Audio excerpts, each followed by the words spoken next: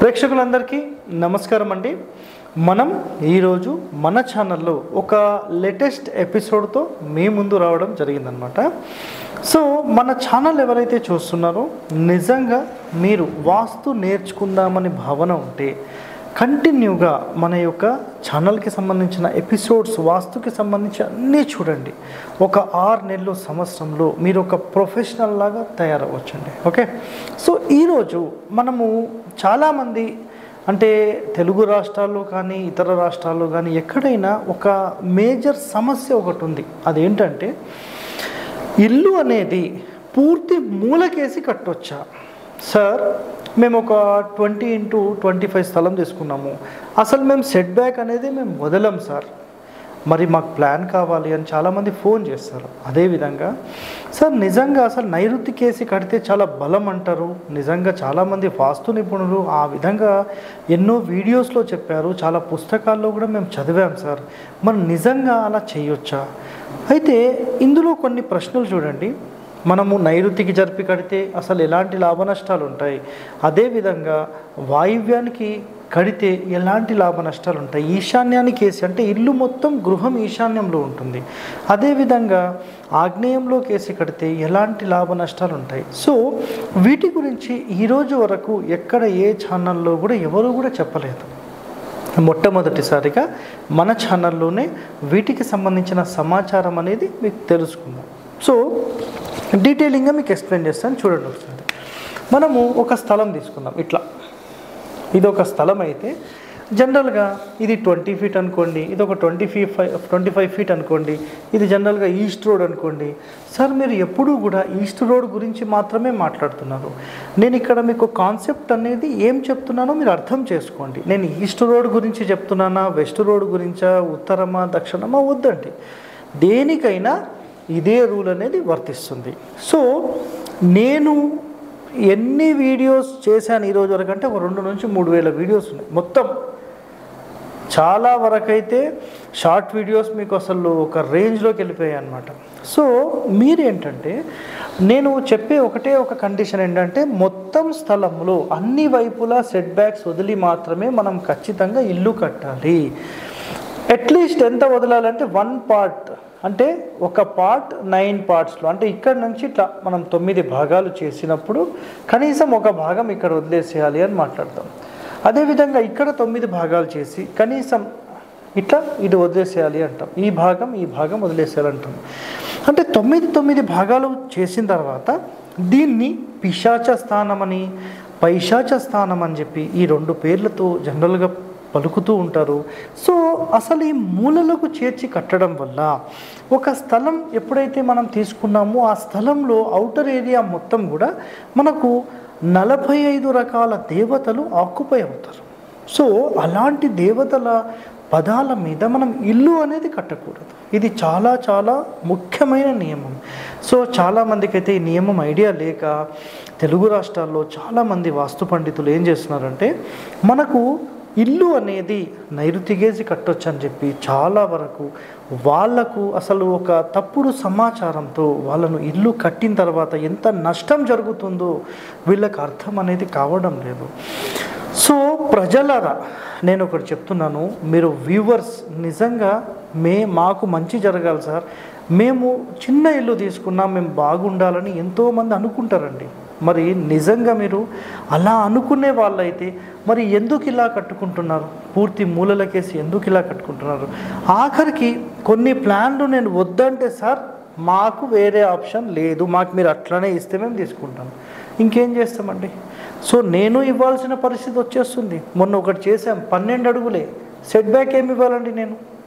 ఒకవేళ 2 అడుగుల set back ఇచ్చి ఇంటి కాంపౌండ్ కూడా కడితే అది 8 అడుగులు కూడా రావట్లేదు. 2 అడుగులు వదిలేస్తే గోడతో పాటు తీసేసి 6 అడుగులు వస్తుంది. సో ఇంకెక్కడ చేస్తామండి? అసలు పాసిబిలిటీసే లేవు.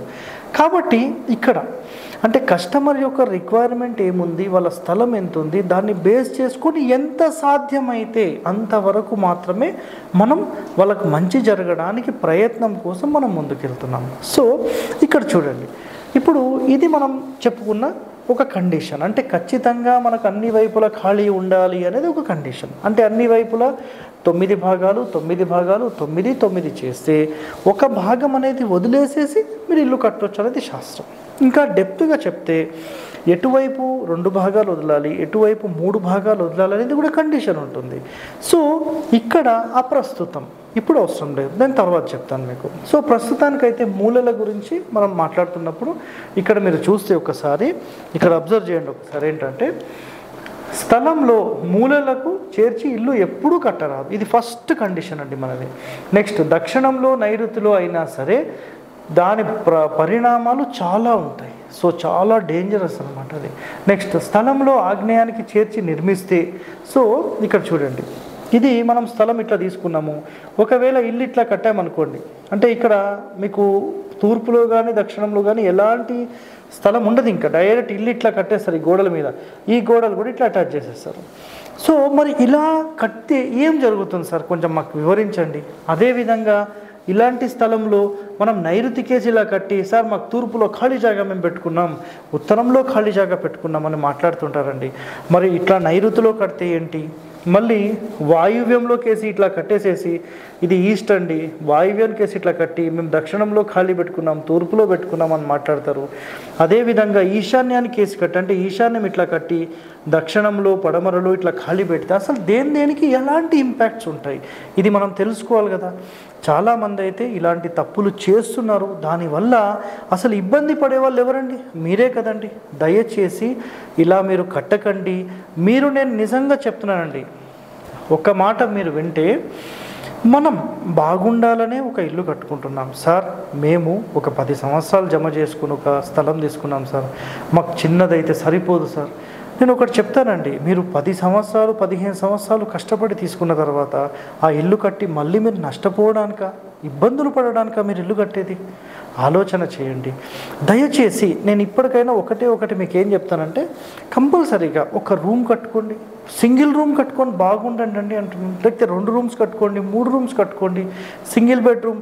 మీరు నిజంగా, నేను చాలామందిని అబ్జర్వ్ ఏం చేస్తానంటే, ఒక చిన్న స్థలం తీసుకొని మాకు విశాలంగా కావాలి, మాకు మొత్తం ప్యాక్ చేసుకుంటాం, మాకు స్థలమే విడవము, మాకు ఉన్నదే ఇంత, ఇది కాదండి. మీరు 100 గజాలు తీసుకుంటే మేము 50 తీసుకున్నాం అనుకోండి, 50 కట్టుకోండి, చూడండి దాని బలం. నిజంగా వాస్తు ప్రకారం కట్టుకొని చూడండి, నిజంగా మీరు సాటిస్ఫై అవుతారు, ఒక మంచి పీస్ఫుల్ లైఫ్లోకి మీరు అడుగు పెడతారండి. అర్థమైందా? సో ఇక్కడ చూడండి, మనము స్థలంలో ఆగ్నేయానికి చేర్చి కడితే అసలు ఎలాంటి లాభ నష్టాలు ఉంటాయి ఇక్కడ చూపించాను కదా మీకు, ఇది ఫస్ట్ వన్.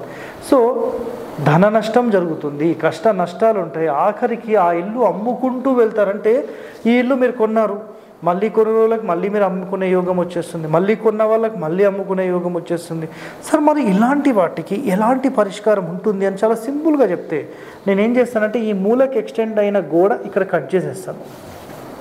అదేవిధంగా అన్ని వైపులా ఈ మూలలకు ఎక్స్టెండ్ అయిన గోడలు ఇవి కట్ చేసేస్తాను. నేను కట్ చేసినప్పుడు ఏమవుతుందంటే, ఈ మూలలకు చేరిన దోషం అనేది 50 to 80% తగ్గిపోతుంది. సో మేము ఒక ఇల్లు విజిట్ చేస్తే ఎలాంటి నియమాలు, ఎలాంటి బేస్ మీద అక్కడ సైట్ కండిషన్ని బట్టి ఆధారితం చేసుకొని వీటిని డిసైడ్ చేయడం జరుగుతుంది. సాధారణంగా జనరల్గా ఓవరాల్గా చెప్పాలంటే నాట్ పాసిబుల్, ఇదైతే క్లియర్గా చెప్తున్నాను మీకు. నెక్స్ట్, నైరుతి మూలకు చేర్చి కడితే అందు నివసించిన వారికి అపకీర్తి, కష్టములు, బంధనములు, వంశహాని, కర్తను నశింపచేయును. అంటే ప్రధాన వ్యక్తి కూడా లేకుండా పోయే అవకాశాలు ఉంటాయండి. మరి ఇలాంటి నష్టం కలిగించే ఇల్లునా మనం కట్టుకునేది, ఆలోచన చేయండి ఒకసారి.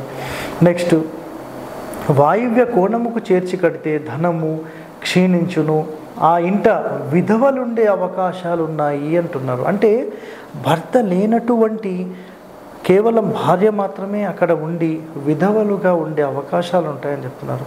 ఇవన్నీ చేసుకోవడం కోసం అండి మనం ఇల్లు కట్టుకునేది. నిజంగా ఒక ఫ్యామిలీ బాగుండాలంటే ఒక సింగిల్ రూమ్ కట్టుకోండి అని చెప్తున్నానండి. అర్థం చేసుకొని ఇప్పటికైనా ఇలాంటి పనికిమాలిన సలహాలు ఇచ్చే వాళ్ళతో మీరు దూరం ఉండి, శాస్త్రం ఏంటి, శాస్త్రంలోని నియమాలేంటి, మన మహర్షులు మన కోసం ఎంతో సంపదను మనకు అందించారు, అలాంటి సంపదలోని కొన్ని అంశాలను మనం ఇప్పుడు చర్చిస్తున్నాం.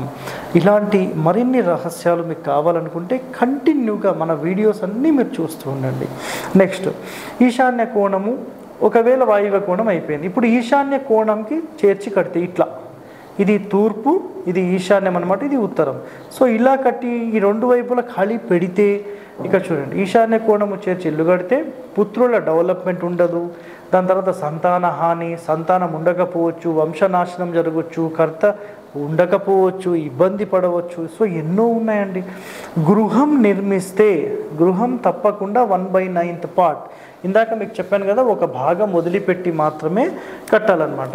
సో ఎగ్జాంపుల్లో ఇందులో నేను ఎక్స్ప్లెయిన్ చేస్తాను చూడండి. ఒకవేళ ఇక్కడ మీరు ఇదే స్థలం అనుకుంటే ఖచ్చితంగా ఇలా కట్టాలండి. ఇల్లు ఇలా కడితే యాక్సెప్ట్, అన్ని వైపులా ఖాళీ అనేది ఉండాలి. సార్ ఒక భాగం అంటే ఒక 2 అడుగులు 3 అడుగులు 4 అడుగులు అవుతుంది సార్, మరి ఎట్లా సార్? నేను ఒకటైతే చెప్తున్నాను, ఒక భాగం అయితే తప్పనిసరి.